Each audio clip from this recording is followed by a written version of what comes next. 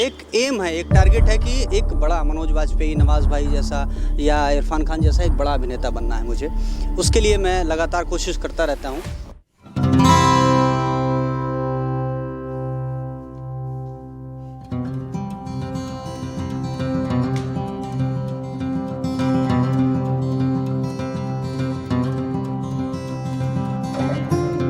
और आजकल जो वेब सीरीज चल रही हैं, तो वेब सीरीज में भी एक से एक धाकड़ स्टार आ रहे हैं।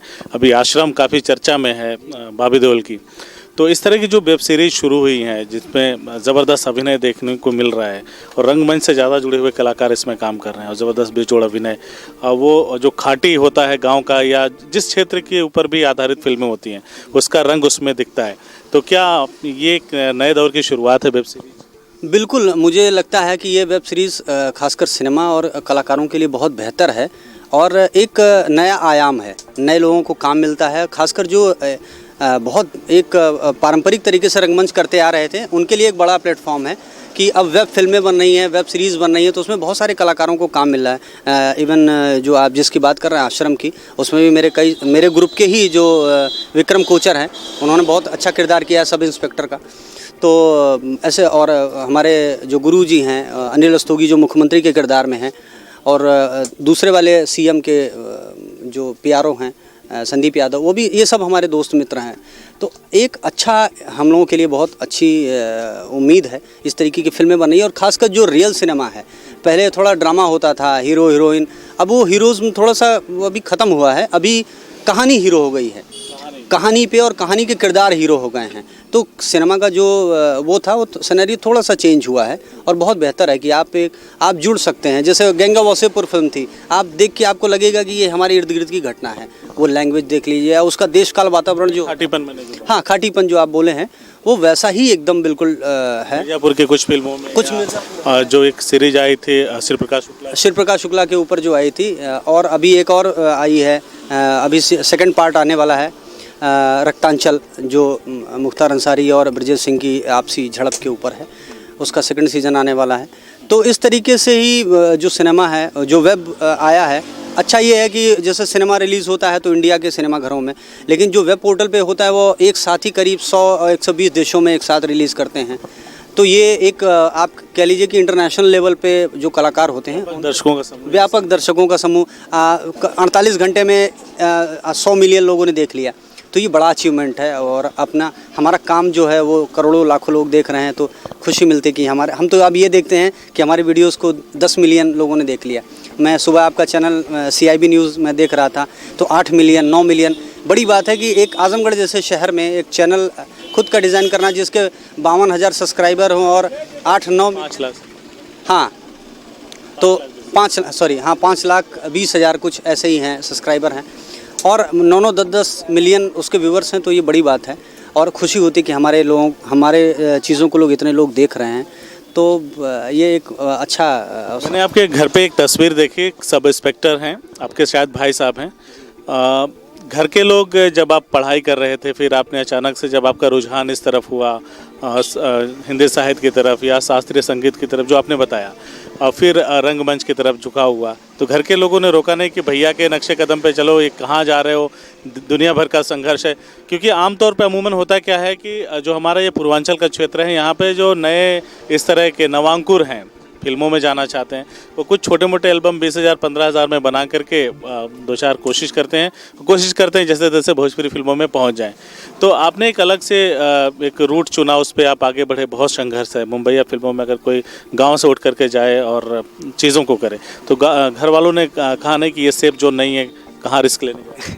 अभी भी कहते हैं, अभी भी पिताजी कहते हैं कभी कभी कि हमारे बड़े पिताजी अभी कुछ दिन पहले एक्सपायर कर गए, तो कहते थे कि यार तुम DM के यहाँ चाय पीते हो और DM तुम्हारे कहने पर घर आता है, तो तुम कोई बाबू की नौकरी क्यों नहीं कर लेते उनसे बोल के। तो ये बड़ा अच्छा, गलती उनकी नहीं है, वो चाहते हैं कि बच्चे, हर माँ बाप सोचता है कि हमारा बच्चा कहीं सेट हो जाए, क्योंकि बड़ी अनसेटल्ड लाइफ है हमारी। और ये डिसीजन लेना अपने आप में बहुत बड़ी बात है कि आपको पता ही नहीं है कि आपकी लाइफ में क्या होगा। और जो रास्ता मैंने चुना रंगमंच का और अभिनय का, ये बहुत ही टफ लाइन है और पेशेंस सबसे बड़ी चीज़ है कि आपको पेशेंस रखना पड़ता है। मैं 33 साल का हो गया और 16-17 सालों से लगातार काम चल रहा है और एक एक एम है, एक टारगेट है कि एक बड़ा मनोज वाजपेयी, नवाज़ भाई जैसा या इरफान खान जैसा एक बड़ा अभिनेता बनना है मुझे। उसके लिए मैं लगातार कोशिश करता रहता हूँ। एक बार फिर से था सारे अभिनेताओं का नाम लीजिए। इरफान भाई, इरफान खान, नवाजुद्दीन सिद्दीकी और ये मनोज वाजपेयी जैसे ऐसा मेरा सपना है कि मैं ऐसे रियल अभिनेता के तौर पे। लोग कहते हैं मुझे शाहरुख, सलमान, ऋतिक रोशन और जो इस तरह के टाइगर श्रॉफ जैसे हैं उस तरह के किरदार में मिले तो मैं करूं ताकि लाइमलाइट में जाऊं। आपने जो नाम लिया वो आप बीट सिनेमा के नहीं, वो जेन्युइन कलाकार जैसे रंगमंच से जुड़े हुए लोग हैं, तो आखिर क्यों ऐसा? ऐसा देखिए, स्टार और अभिनेता होने में अंतर है। स्टार कुछ भी करेगा, जैसे सलमान खान है, आमिर खान है या ऋतिक रोशन है, ये लोग स्टार हैं। ये लोग कुछ भी करेंगे, कहानी चाहे जैसी हो, चल रहा है, सिर्फ उनके नाम पे चलता है। लेकिन इनकी जो फिल्में होती हैं वो समाज की घटनाओं से, बाकी चीज़ों से जुड़ी होती हैं। उनकी जो फिल्में होती हैं फिक्शन होती हैं, मतलब एक हाथ मारा तो 10 लोग गिर गए।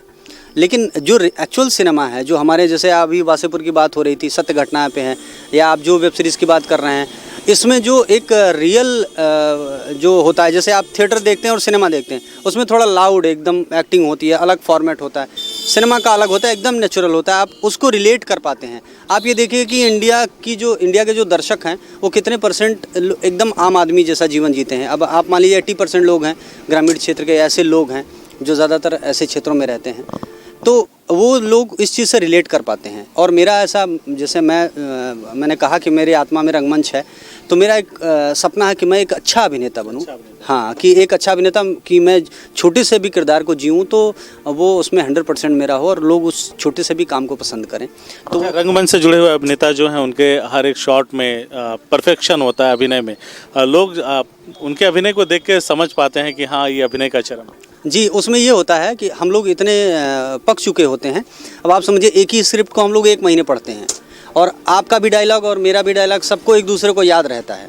तो इतना हो जाता है, इतनी डिटेलिंग होती, 2 महीने 3 महीने लगातार उस पर रिहर्सल चली रही, तो हर एक चीज़ें हमारे दिमाग में बैठ जाती हैं, बारीकी से बैठ जाती कि किस किरदार को किस तरीके से प्ले करना है। ठीक है, और वैसा है तो आप सलमान खान है, कुछ बेल्ट हिला देंगे तो उसी पे जनता पागल हो जाती है। सबका आपका अपना अपना है, वो अपनी जगह सही है। और हम भी, हर आदमी का अपना एक वो है कि हम किस तरीके का काम करना चाहते हैं, ये आपको तय करना है। उसमें भी है कि आप टेलीविज़न करना चाहते हैं, आप सिनेमा करना चाहते हैं, आप रंगमंच। कितने अच्छे अभिनेता हैं जो रंगमंच में ही खुश हैं, कहते नहीं हमको ये सब सिनेमा कैमरा वैमरा नहीं समझ में आता है, अपना कर लो। क्योंकि बार बार एक ही लाइन को 20 बार बोल के टेक करने का, हम तो 1 टेक वाले ना, चढ़ते हैं 1.5 घंटा करते हैं, तालियां मिलती, 10 मिनट तक स्टैंडिंग ओवेशन मिलता है, उसके बाद तो फिर हम वही हमारे लिए ऐसा लगता है कि हमको एकदम ऊपर वाला दिख गया, कि जब तालियां गूंजती हैं तो लगता है कि हम जो है सुजीत जमीन से जुड़े हुए कलाकार हैं। अभिनय भी उन्हीं का, जो उनका एरा है, जो जिस तरह का अभिनय करना चाहते हैं और जो नाम बनाना चाहते हैं अपना भविष्य में, उन्होंने जिन अभिनेताओं का नाम लिया उसी से परिलक्षित हो जाता है, साबित हो जाता है कि किस तरह के ज़मीनी अभिनेता हैं। हम लोगों ने कहा कि बात कहाँ करेंगे, तो आप देखिए ये दाहिनी तरफ एक चाय पान की दुकान है छोटी सी, और यहाँ पे बैठ के उन्होंने कहा कि यहाँ पे भैया ठीक रहेगा, यहाँ पे बात कर लेते हैं। तो जो अंदाज़ है सुजीत का, वो वाकई शानदार है, ज़मीन से जुड़ा हुआ व्यक्ति। नहीं तो अक्सर होता है कि कुछ फिल्मों में काम करने के बाद, कुछ लोगों की मैं बात कर रहा हूँ, कुछ भाव भंगिमा बदल जाती है, लोग ढंग से बात नहीं करते और बढ़िया जगह का वो करते हैं, चुनाव करते हैं कि नहीं हम यहाँ पे इंटरव्यू देंगे। सुजीत ने कहा कि नहीं, हम यहाँ पे, ये देखिए ईंट से बनाया गया है और ये टाट वगैरह बिछाया गया, बड़ा मज़ा आ रहा है। मुझे भी बैठ के कई साल हो गए इस तरह से, तो बड़ा मज़ा आ रहा है। अब आते हैं उस असली मुद्दे पे सुजीत, जिसके लिए हम लोग यहाँ पे मौजूद हैं। ये सब करते हुए संघर्ष, मन में सफल होने का जुनून, काम का प्रेशर और जो एक प्रतिस्पर्धा आपके प्रोफेशन में, सभी में होती है लेकिन खास करके फिल्मों में।